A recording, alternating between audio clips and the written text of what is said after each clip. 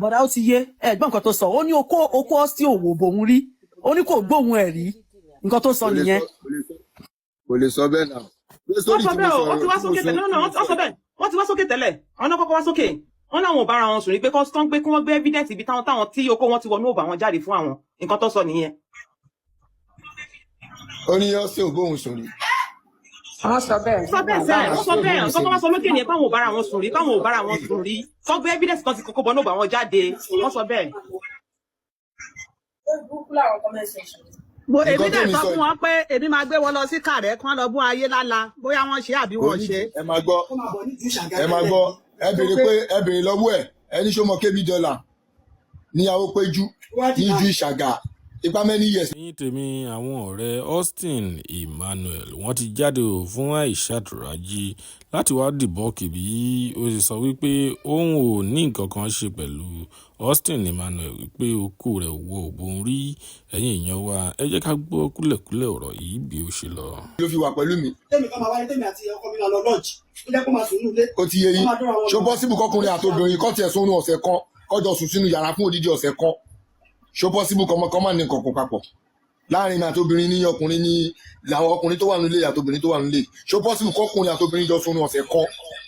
àní wọ́n láwọn àwọn ò bára àwọn sùn rí ká tó wá sọ wípé máa wà nínú rúùmù kan náà fún 1 week àbí 1 month wọ́n láwọn ṣe rí. wàhálà ẹ lè gbé wọlé ẹ ṣe lè gbé síwájú ìgbàgbọ́.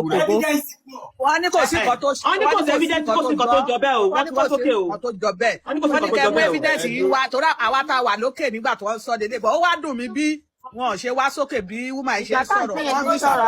ẹ gbé sókè báyìí kí wọ́n ṣẹjọ challenge ara wa. ẹ̀yẹ kan ti padà wá gan ni. ọ̀nkú wọn lè wá sókè wọ́n wà lórí ikọ́ pẹ̀lú Tinubu lọ́wọ́.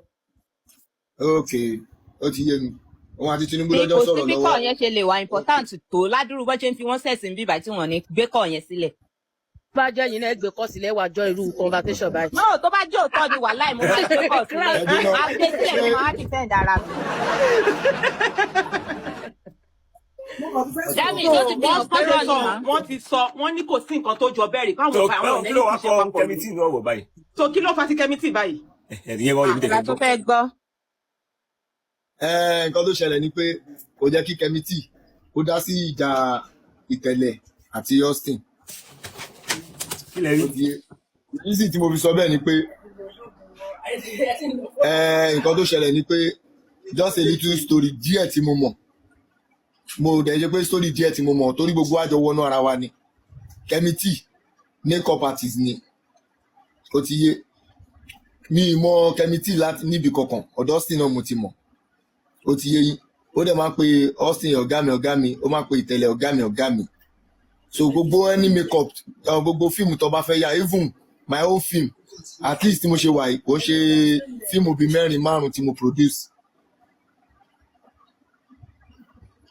kẹ́mítì ló ṣe kí ni ló máa ṣe makeup ṣe wa ṣe to understand àjọ wà ní so mi rò pé jẹ́ kó tí erin méjì bá ń jà kò jẹ́ kó rí kó bẹ̀ ló máa ṣe kí ni ló máa jẹ̀yà ìjà tí Austin àti tẹ̀lé ń jà mi rò pé ìjà for life ni mo believe pé nǹkan tó ṣe máa sort out ni ó ti yé ọwọ́ ṣe máa kanwọ́ tó máa pa àwọn méjèèjì pọ̀ tí ó lè jẹ́ life tó máa bá wọn yanjú ẹ̀ so táyà gbalagbà méjì bá ń jà ọmọ kéékèèké tó bá wà ń bẹ̀ tí wọ́n bá lè làjà wọ́n máa dákẹ́ ni kò jẹ́ kó tiẹ̀ dá sí rárá ṣe to understand because àwọn méjèèjì ló máa ń pè ní ọ̀gá mi ṣe to understand so kò jẹ́ kí kó tiẹ̀ pọ̀ la máa ń pè nígbà yẹn tiẹ̀ pọ̀ ó ti yé kò dẹ̀ sí nǹkan tó fẹ́ ṣe tí a kì í dá sí a máa lọ even tó fẹ́ ṣe bẹ́ẹ̀ díẹ̀ a máa lọ bẹ̀ ó dẹ̀ máa ń ṣàpọ́nlé wa so nǹkan tẹ́mi fẹ́ sọ nípa tiẹ̀ pọ̀ nìyẹn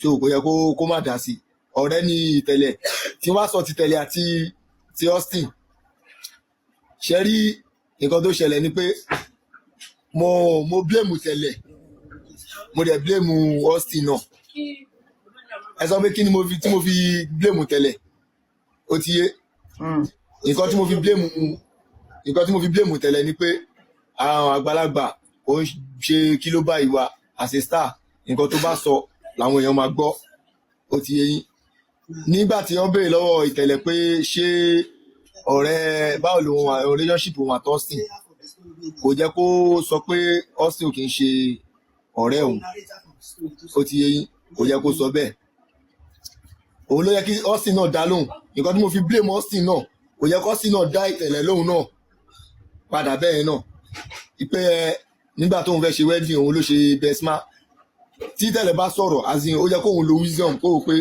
ìṣá ni because nǹkan táwọn méjèèjì bá sọ làwọn bloggers máa gbé ó ti yé nǹkan tí mo kàn tẹ̀ fi blame àwọn méjèèjì ní ẹgbẹ́ kò yẹ kó fẹ́ dára wọn síta wọ́n máa rò pé bí àwọn ò lè jàjà azin ìjà táwọn jà pé bí àwọn ò lè parí ẹ̀ ó ti yé ọwọ́ sì lè kọ́wọ́ tó jẹ́ pé wọ́n máa bá wọn yanjú ẹ̀ ní tùbínùbí tó everything dẹ̀ máa ṣe kíni tó máa ṣe kíni tó máa lọ normal ṣe ti understand so nǹkan tẹ́bi fẹ́ sọ nípa àwọn méjì yẹn mi lè máa sọ pé bí ọ̀rẹ́ ni wọ́n àbí wọn kì í ṣọ̀rẹ́ àbí ẹ ti understand so àwọn méjì ni èmi blame ẹnìkan ọ̀rọ̀ táwọn méjì sọ àti tọ́sí fi dá lóhùn kò jẹ́ káwọn méjì wọn nígẹ̀ so that is it. Bọ̀dá Becky lọ́rọ̀ kan sì wọ́n yẹ pátánì wọn àbí wọn yẹ pátá because àwọn sì ń dín náà pé wọn yẹ pátá pé kẹgbẹ́ evidence jáde pé wọ́n yẹ pátá ní àwọn méjì ẹja tún béèrè lọ́wọ́ ẹlòmíì. Béèkì mo ti wà ní báyìí. Mo gbọ́ tí idiot kan sọ wípé idiot lòun. Ta ló sọ pé idiot lòun? Bí Austin ṣe approach mi tó fi di wípé èmi àti ẹjọ́ ń fẹ́ra wa ẹjọ́ ń torí Ọlọ́run. Ẹ print ẹ house fún mi àbólórí burúkú làwọn eléyìí àwọn ọmọ ọ̀rọ̀ kíran. Ẹ má sọ ẹ̀mí tara ní ẹ̀kọ́ ẹ̀kọ́ iṣẹ́ ló fọ́ méjì ní. Ìwọ lórí burúkú aláìlójú ti ìyàwó olé olóbó òfò. Ìwọ lórí burúkú aláṣẹ dànù ìyàwó lórí burúkú ìyàwó olè ìyàwó òfò olóbó òmèrè. Jùmọ̀kẹ́ òní sórí ilé òní jèrè fún àwọn ọmọ ọmọ lágbára Ọlọ́run. Ó máa sórí burúkú kàrọ̀ lọ́sàn-án lálẹ́ ní gbogbo ọjọ́ ayé ẹni. Ó ẹ̀ṣẹ̀ bẹ̀rẹ̀ ni ó máa ṣẹ̀sí kú ni lágbára Ọlọ́run. Orí burúkú máa jẹ́ tiẹ̀ ni. Ìwọ tó rógo lò yìí. Ó ti ṣe fíìmù ayé ògbó ẹ náà. Ayé ògbó ẹ ayé ògbó ẹ. Ọ̀gá tẹ̀wó náà tó bá ti tẹ̀wó náà bọ́lẹ̀ ní kíìsì tẹ̀wó náà tó bá ti tẹ̀wó náà bọ́lẹ̀ ní kíìsì. Ìjùmọ̀kẹ́ ikú dà yìí sí ṣọ̀kan ló máa pa ẹsẹ̀ ògùn ló máa pa ẹ́ lágbára Ọlọ́run. Ó ti gbé bọ̀kẹ́ ìsílẹ̀ fún mi. Ó ní sóríire ní ìwùfẹ́ fún mi. Ó ní sóríire sẹ̀. Ó yà ẹni sùúrù àgbàdo àwọn ọmọdé ti jẹ́ gbàlá yẹn nígbà wọ̀ ní abẹ́fẹ́ sọ̀rọ̀.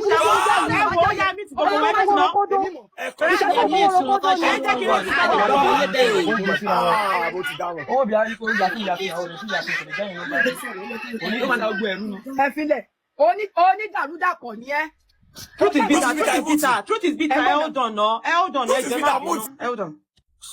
Kí ló dé? Ìwọ lórí burúkú ọmọ Jùmọ̀kẹ́ yìí, ó ní jèrè àwọn méjèèjì tó wà lọ́wọ́ ẹ̀ lágbára. Má sọ bẹ́ẹ̀.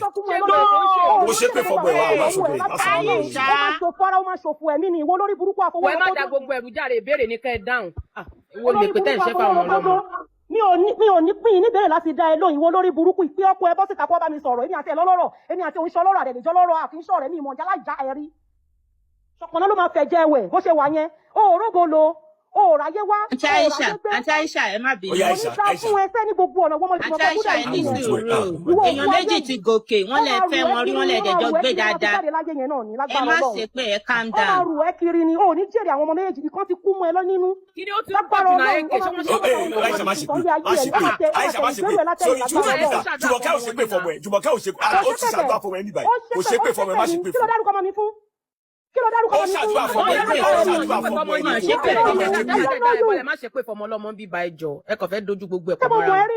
Aisha yà ní sùúrù adó bá lè dá Jùmọ̀kẹ́ ní tó bá lè dá Jùmọ̀kẹ́ ní sùúrù màdáwọn tó bá lè dá Jùmọ̀kẹ́ ní ṣe lè dábọ̀ dáyẹ lóhùn ọ̀dà pẹ́kì náà wà lókè ó yà wọ́n pẹ́ ẹni kó gbé ọ́sì fún wa lára kó gbé gòkè fún mi nígbà tó kí okú ẹ̀bọ ní òbò mi kó wá sọ ẹ̀ ní sórí ire papọ̀. Becky Gold